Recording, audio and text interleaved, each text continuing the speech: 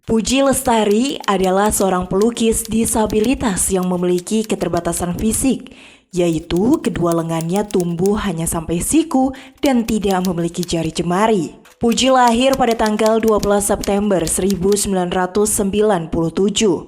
Dulunya Puji memiliki keluarga yang lengkap, namun saat ini Puji hanyalah seorang single parents. Saat itulah Puji mendalami kembali bakat melukisnya dengan seorang mentor bernama Iwan Setiawan dari Sekolah Luar Biasa atau SLB. Dari hasil lukisan itulah Puji dapat menghidupi anaknya seorang diri dan mereka hidup sederhana di Padusunan Mendak, Kelurahan Giri Sekar, Panggang, Gunung Kidul.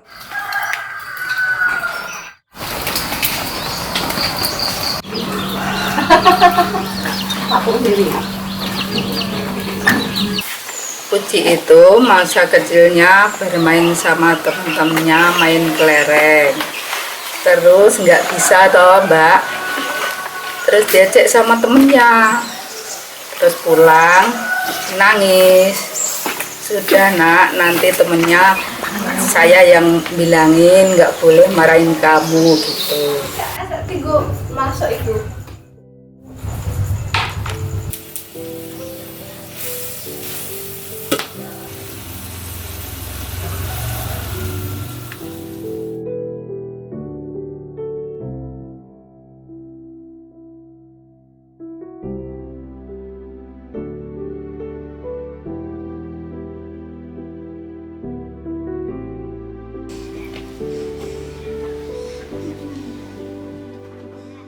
Ya walaupun Puji itu seperti itu loh, nggak punya jari-jari, ternyata ya bisa membuktikan, bisa apa itu lukis. Saya ya senang sekali, bangga sekali, walaupun keadaan seperti itu ternyata ya bisa melukis. Saya sebagai orang tua merasa sedih karena jika tidak melukis lagi, bagaimana cara menghidupi anak dan orang tua. Kalau anak saya capek, saya suruh istirahat dulu. Saya semangati dia untuk terus berkarya. Hidup itu menurutku sudah sempurna karena karya Tuhan itu benar-benar sangat sempurna, walaupun terkadang kita dilahirkan dengan ketidaksempurnaan. Kita di mata Tuhan itu sama, cuman yang membedakan kita di fisik.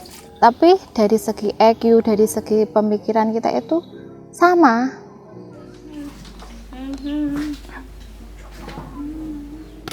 Jadi nggak ada yang beda, dan menurutku hidupku pun juga sempurna.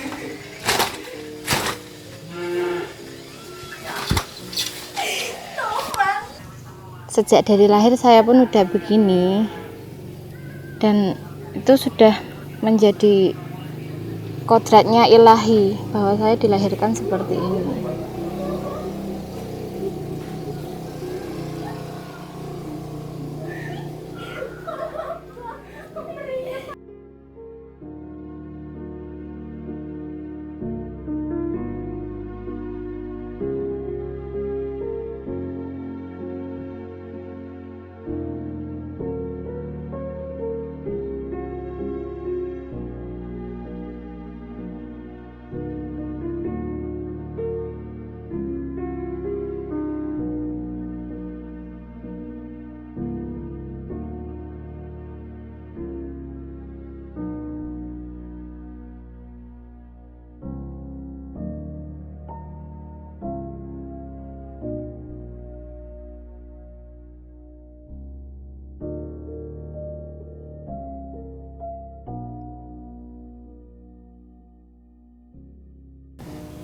Semua itu sudah menjadi takdir dan harus dijalani dengan ikhlas dan penuh bersyukur, karena masih diberikan kesempatan untuk bisa berbagi dengan orang lain walaupun itu lewat karya. Seperti halnya dengan daun jati. Daun jati itu bisa jatuh, bisa gugur dari pohonnya dan bahkan bisa kering, tapi daun itu tetap hidup dan tetap bertumbuh walaupun termakan dengan usia. Bahkan dari serat-seratnya pun, dari tulang-tulang si daun jati itu tetap menjadi satu kesatuan yang kuat untuk sebuah kehidupan dan yang saya jalanin saat ini, karena saya sangat belajar dari daun jati. Banyak makna yang bisa diartikan dari daun jati itu sendiri. Yang jelas itu manunggaling kawula Gusti. Tuhan itu memberikan kebaikan kepada kita lewat kita dan menyatunya hambanya Tuhan dengan kita. Perjalanan hidup saya itu tidak mudah seperti orang-orang yang dibayangkan, tidak. Saya itu ketika saat belajar dengan Pak Iwan itu dalam hati saya tuh niat banget, tapi banyak hal dan banyak kendalanya. Kendalanya itu di mobilitas, karena saya kalau tidak diantarkan atau menyuruh orang untuk diantarkan ke tempat Pak Iwan, ya saya nggak bisa sampai di sana.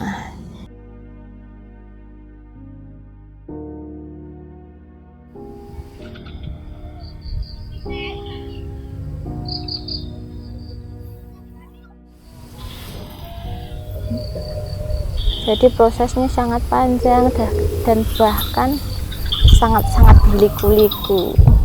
Tapi ya tetap bersyukurlah, karena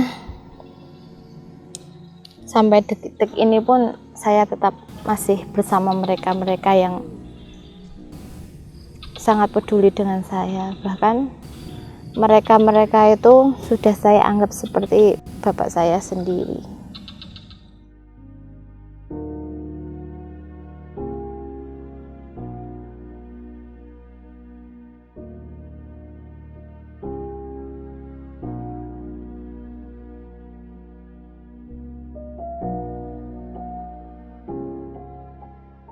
Dalam hal melukis, Telaga Duet bersejarah bagi saya karena pertama kali saya melukis di sana dan sekaligus menjadi objek saya.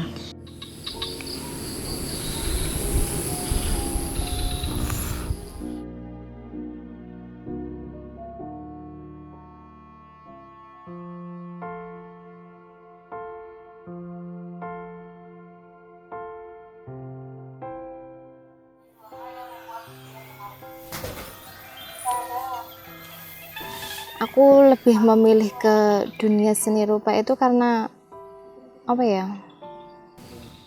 Aku seneng, aku mencintai dengan seni. Jadi saya untuk memutuskan memilih seni rupa ini karena dari hati saya.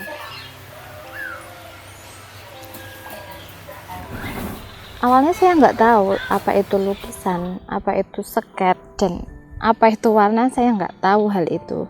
Cuman delala saya ketemu sama Pak Iwan dan saya cerita kalau saya senang gambar, saya senang lukis. Nah dari awal pertemuan itulah saya diajari oleh Pak Iwan dan berproses bareng bersama Pak Iwan.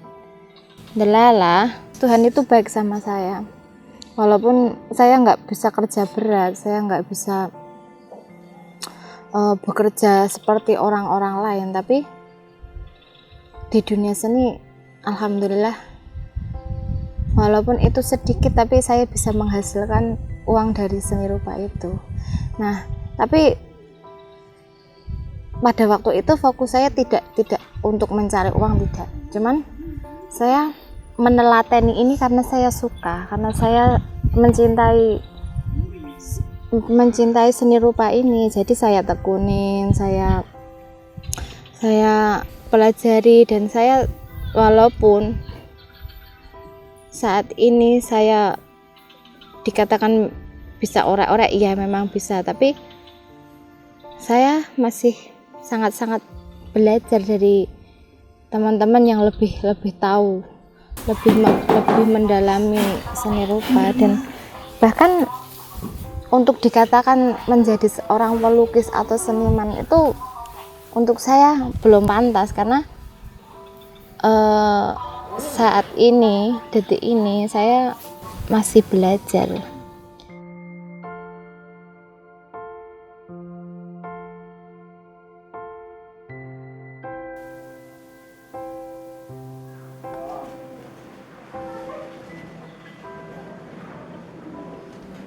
Pada waktu itu, kembali lagi, saya belajar dengan Pak Iwan. Waktu itu, saya berproses selama 4 bulan di tempat Pak Iwan. Tapi waktu itu saya udah pernah ketemu dan udah pernah belajar, tapi sempat berhenti. Nah, waktu itu berproses di tempat Pak Iwan itu selama 4 bulan.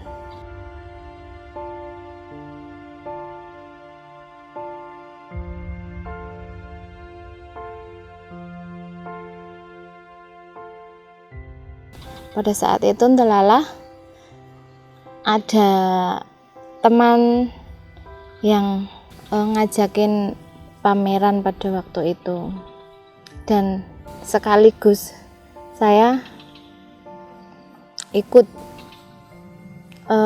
di grup Wening. Pada saat itu pertama kali ikut pameran, dan dari situlah nama Puji itu selalu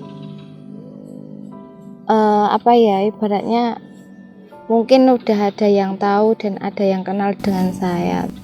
Tapi walaupun begitu, tetap menjadi Puji yang sederhana dengan apa adanya.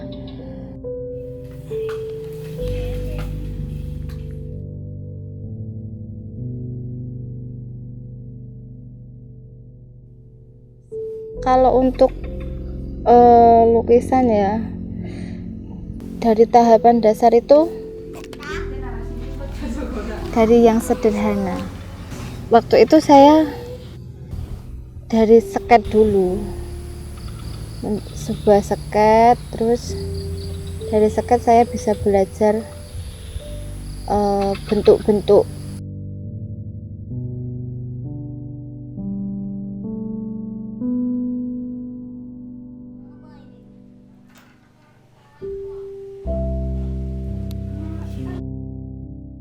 Kalau untuk kesulitan dalam sebuah melukis itu saya tidak ada kesulitan, cuman karena pada saat kita sudah menggambar apapun ataupun memvisualkan sesuatu itu sudah mengalir dengan sendirinya.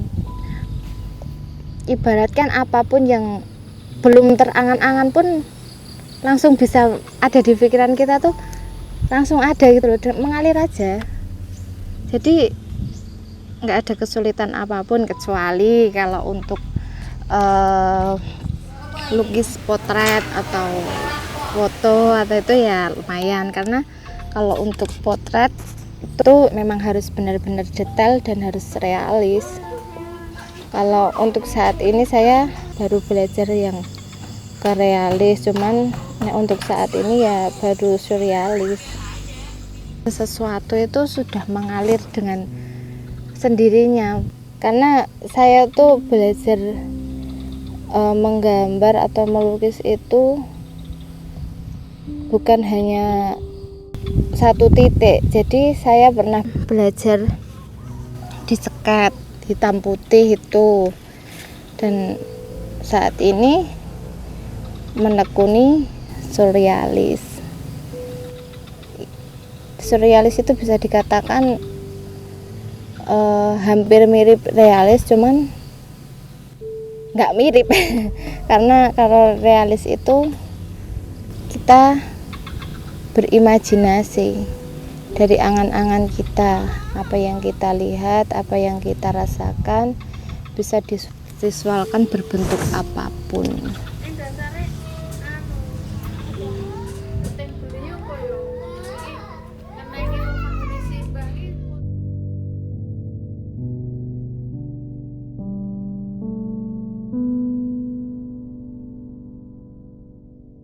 Untuk segi dari alat atau dari kanvas, apa saya saat ini disupport dari teman-teman. Kadang ya nek pas kita nggak punya, yuk kita beli sendiri dari hasil yang kita, misalkan dari order atau dari ada yang minat dengan lukisan saya, itu saya kembalikan lagi untuk beli peralatan.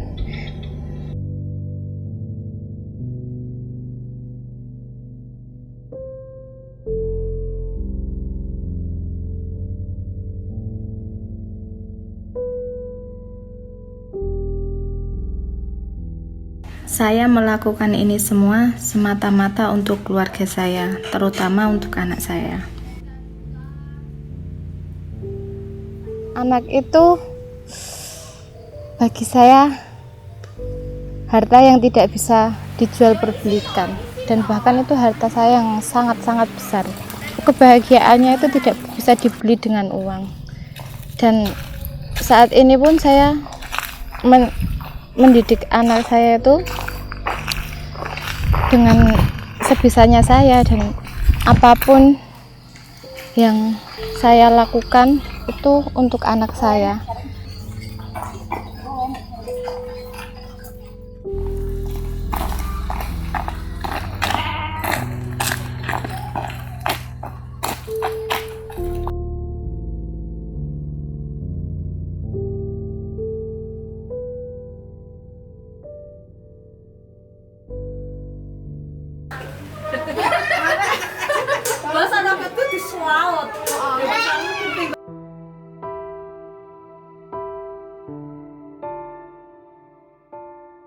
Dan harapan saya untuk anak kedepannya itu mempunyai istilahnya jiwa sosial yang tinggi, dalam arti migunani bagi sesama dan bermanfaat bagi orang lain. Bermanfaat itu tidak harus dengan materi, tapi dengan sebuah ilmu, bahkan dengan kita mengajari hal-hal yang sederhana itu sudah menjadi ilmu.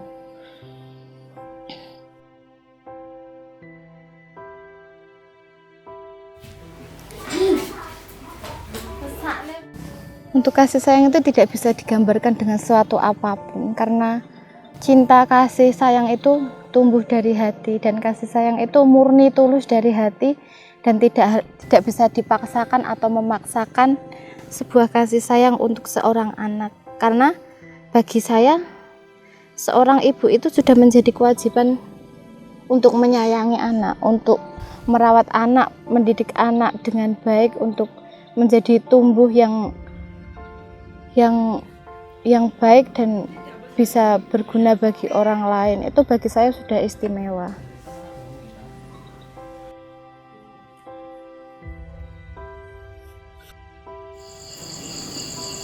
Ini kan apa ini ceritanya? Ya. Ini kan kakak gini. Sayang. Nanti. Nah, sudah Oh iya. nangis sama warnai. Warna apa ini? Ini dia. Ini kan. Di. Apa? Cukup.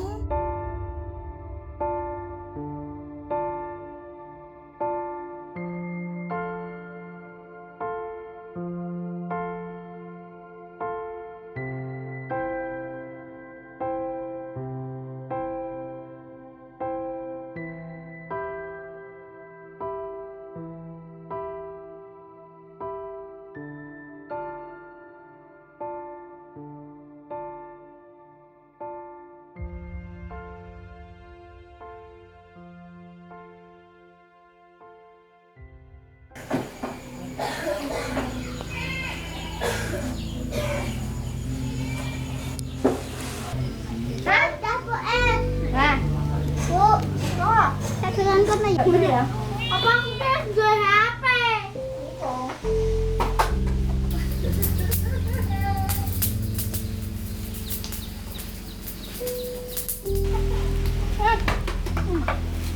Ayo. Ini yang delok, ini saya sakit lucu. Kayak ora. Jare aku ora gendong kowe lho segino mo. Ya wis tak gendong. Iwakmu mati. Mak. Mending. Sama.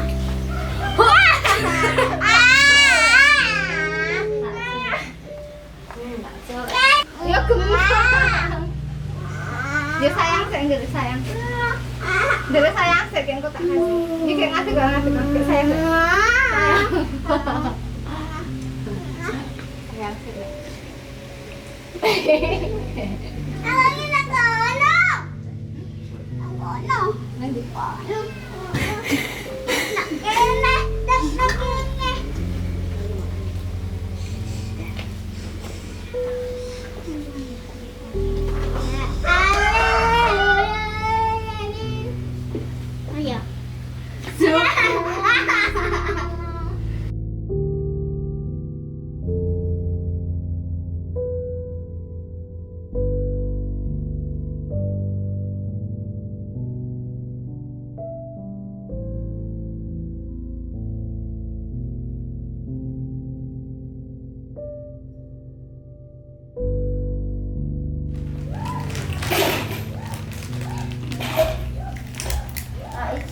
Tak izin uang. Uang apa?